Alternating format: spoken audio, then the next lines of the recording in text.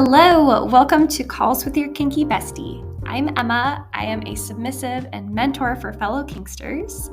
This podcast is all about insights into kinky life and dating, sharing my personal experience and stories, and help share mindset shifts too to get you into a confident space, more confident than you are now. So get ready. It all starts now. Hey bestie, welcome back to the Calls with Your Kinky Bestie podcast. Let's talk about being taboo even within the kink community, because there's a lot of kinks that the larger kink community still doesn't really understand. Or there's phases where like you might get some weird looks or just some misunderstanding or even like guilt and shame. So I wanted to just have an episode and like address that and talk about it, because this is totally a fucking thing. It happens to, like, I experienced this as well as someone who participates in age play, as someone who likes to wear diapers, as someone who is in a CGL or TTLG is like me and because my partner's my daddy dom, I'm his little girl. There's just a lot of misunderstanding. And like, if you're here listening to this episode, I'm assuming it's because you're one of the people whose kinks is misunderstood, which is a large bit of my community because, hey, you've got some of the same kinks as me if you found me, So this is really just going to be about like dealing with it and just some different facets of why it happens, but also some little warning signs of like things to be looking out for. So that you are not like shaming yourself as a result of like other people's shame and misunderstanding and stuff. Because the beauty of kink is that it lets us take like these shamey, taboo-y areas of our life and do them safely and do them in a safe container, where you're not hurting others, where you're just participating with people who are informed about what's going on and consenting to it and all this beautiful stuff, so that you can experience the stuff that you want to experience, but without harming yourself or others. That is the beauty of it. And that's really, I think, what kink is. And sometimes the kink isn't even that you want to do it in a harmful way. The kink is that you want to do it in like the safe, lovely way, which is lovely. So let's just do it. Okay. So I probably don't have to tell you what the taboo kinks are. See, pretty much those few I just listed. Like age play, there's a lot of misunderstanding. A lot of people will like mistakenly accuse you of pedophilia for participating in age play as an adult, only with adults. And by the way, if you don't know, like if you're confused about this yourself, in order for something to be pedophilia, it literally means that there's a minor involved. Well, and pedophilia actually means a prepubescent minor, so like a minor under the age of 13. But what makes it pedophilia is that there's literally this literal child being involved in activities. And what's problematic about that is that they don't know what's going on, so they can't consent to it. And obviously with sexual like activities, that's just really wrong for a child to be involved with an adult. Like, yeah, that's just really wrong. It's pedophilia. And pedophilia, by the way, is not a kink. It's a disorder because it obviously is like literally harming somebody. So it's disordered behavior when you're harming someone else. And it's like, of course, like harming you as a person too, because then there's like legal implications of all of that stuff. So like, it's not cool. It's a disorder. It can actually be treated and stuff, but it's not part of the kink community because children are not involved in the kink community. All right, little side rant over. And you probably already knew that if you're here, but okay. Sometimes I just need to really clear that off my chest because I cannot tell you the amount of "you're a pedophile" comments I get all the time. It is insane. Okay. So that's kind of a taboo piece of the kink community. There's also some things around like some people are interested in like race play kind of taboos or even just language kind of related to it. Or like, some people like want to call their partner master and stuff, but feel weird about it because obviously there's a history with it. yeah, and I'm sure there's others. God, I can't. Even a lot of fetishes can, like, there's some weird guilt and shame, like where people are weird about diapers, or sometimes people can be judgy about, like, foot fetishes and stuff like that, or just something that isn't, because it's interesting that the kink community, like what makes something kink is that it's something that's like a little bit taboo. It's like outside of the norm of, behaviors. But then even within that, there's some things that are like with, in a small subsection of the behaviors that, and scat being another one, that there's a lot of guilt and shame and weirdness and discrimination against even. It's pretty wild. But this is a thing that happens. So if you are one of the kinksters who has one of these kinks that is like kind of taboo and you don't really know what to do about it, or not that you don't know what to do about it, but that like you want to find spaces that are cool with it, and you want to also like there's just going to be situations where you have to deal with people who don't understand it, or you're being rejected by either the community or members within the community who don't understand it either. So just like how to fucking deal with that.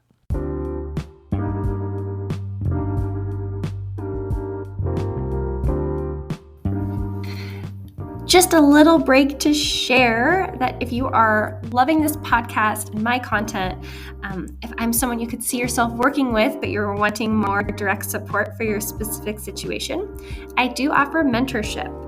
It's personalized to you, private video or phone calls with me, so you can chat about your situation and figure out a solution that's going to work for you. You can visit my website. It is kinkybestie.com/mentorships to see what's available and to book in your spot on my calendar. It's kinky with a Y at the end and bestie with an IE at the end. The link will be in the show notes, so you can check it out there. Back to the show. Okay, the first thing that's got to happen is you've got to do the healing within yourself. So if there's any part of you that feels not just like, embarrassment in the fun, kinky way, but like, this is wrong, I don't know if this is hurting other people, like that kind of thing, you've got to heal that and ask yourself those tough questions now. So, and that's that could be a whole other podcast episode. We can totally do some one-on-one mentorship. Links are in the show notes if that's something you want to explore with me. But the little like nugget of wisdom I'll give you here is that like what you are doing as an informed person who has the capacity to consent, who's over the age of 18 and like has your faculties about you and stuff, that you are doing with another person in that same situation who also has the capacity to consent, knows what's going on, and agrees to it, and it's not harming them either. Like that does not affect other people. Doesn't hurt other people. It doesn't hurt that person too.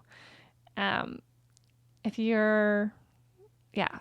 So like, you got to figure out this piece first, and that within yourself, before you're possibly exposing yourself to situations where people who have not healed this or have not done that, like, harsh introspection and stuff, and then are then projecting their own like shame and guilt and weird feelings onto you, because that is not going to help your processing most of the time.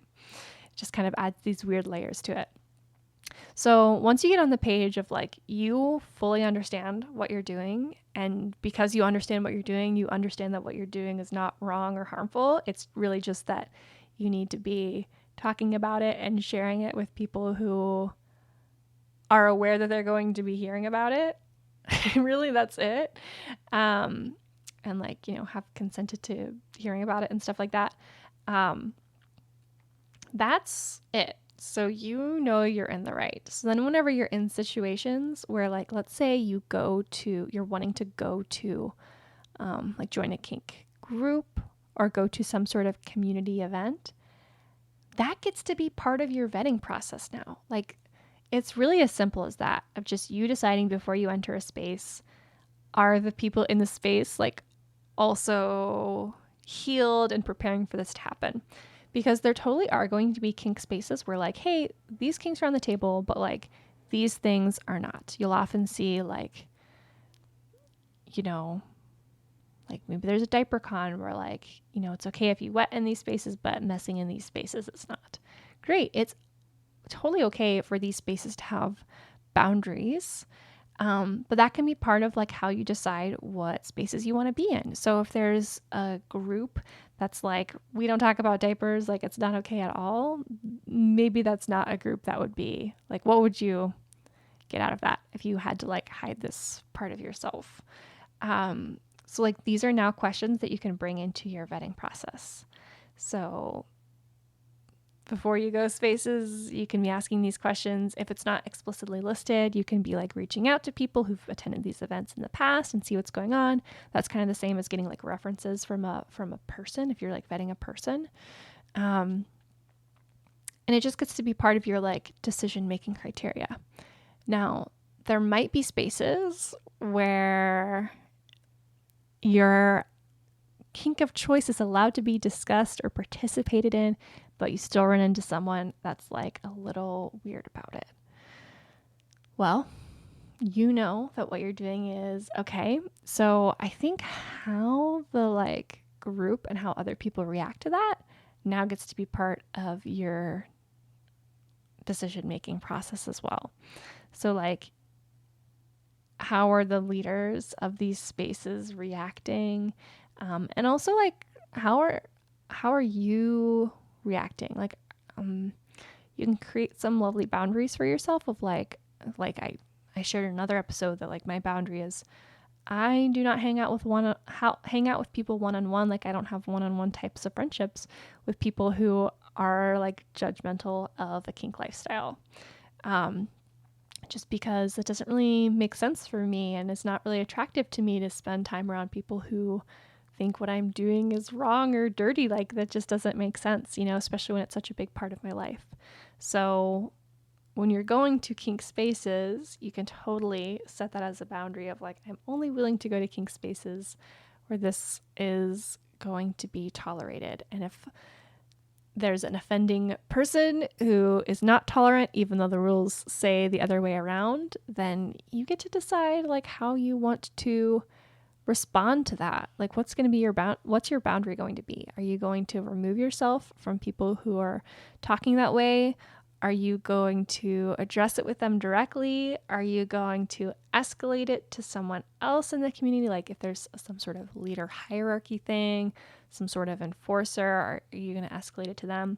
There needs to be some sort of thing happening, because also if it's allowed in the space and this person is like breaking that rule, you're not really doing the other members of your community a service if you are only removing yourself from that, but like allowing this person to like go unknown, go under the radar in their like rule breaking and stuff. Like you could be putting someone else in a situation where they're facing emotional harm from this like same person doing those things.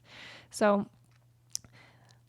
when it's like, okay, so it's vetting the spaces you're going to be in ahead of time, but then whenever you do that vetting, but you go there and something wrong still happens, like creating some sort of like boundaries and rules for yourself about how you're going to respond. So we gave some examples of what that could look like I'm going to leave the room, I'm going to have a way I'm going to address it with this person. Like you can refer back to like, hey, well, I talked to this organizer and they said that this was okay to do here. So it's really not appropriate for you to be telling me I shouldn't, or like giving me a weird look about it. Like now you're breaking rules and stuff.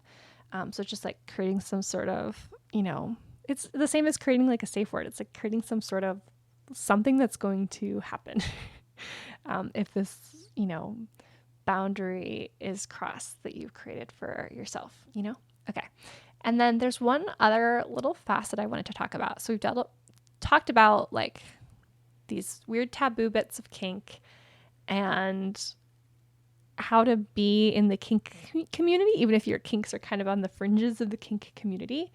Now there's another little facet I wanted to talk about, and it's not really related to a specific kink, but some other way that there can be guilt and shame within the kink community is survivorship guilt.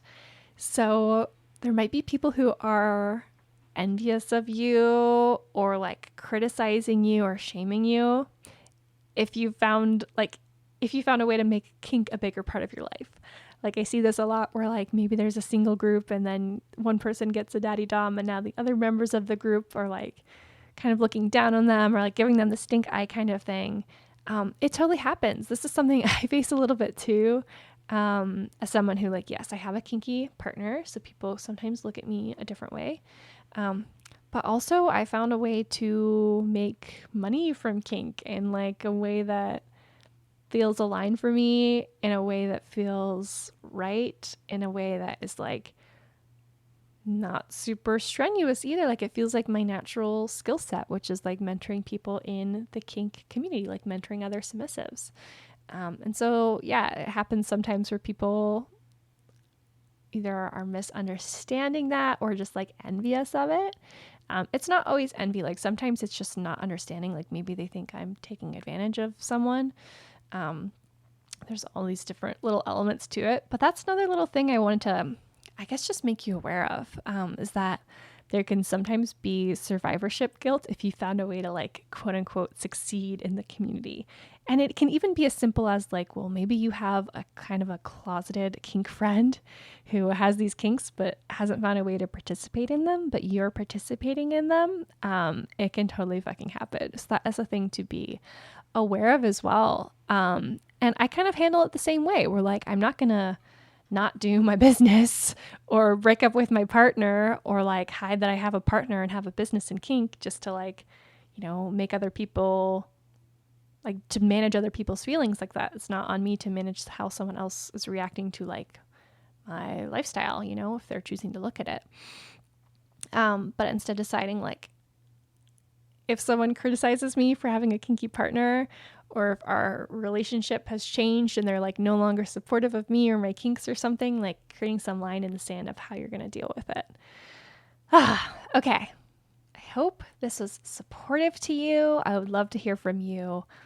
If there's little pieces maybe that you're going through, that would be really interesting. Like it's always surprising to me, you know, like sometimes there are kinks that like, I want to feel like I've heard it all, but I know that's not true. Like I know that there's some kinks out there I have no idea exist. That someone else is living and breathing and loving and maybe has an entire community of people who live and breathe and love, which is so fucking beautiful. So if there's some sort of niche part of the kink community that's maybe a little taboo that you're in too, I didn't mention here, love to hear about it. Please reach out to me. And if you are going through this same kind of shit, like survivorship guilt, some taboo kinks that you're managing, maybe you're managing the self-healing part or like finding community that's on board and cool with it, it all exists. I want to help and support you in creating your dream kinky life. So reach out to me. I've got link in the show notes about how to start private mentorship with me. It starts with a vetting call. All right. I will see you in the next episode. Bye, bestie.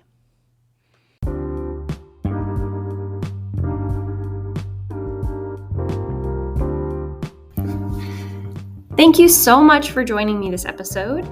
You can follow the podcast on the platform where you're listening to get updates with new episodes. You can follow me on social media at Kinky Bestie. I'm on Instagram. You can also check the show notes for any links or resources that I talked about in this episode or just more ways to connect with me. And please share this with your kinky friends who could benefit from this type of content. There is also an option for each podcast episode to engage with Q&As or polls. So I'd love to hear from you and create future episodes around what you want to chime in with. So please check those out in the show notes too. And I look forward to hearing from you. Bye.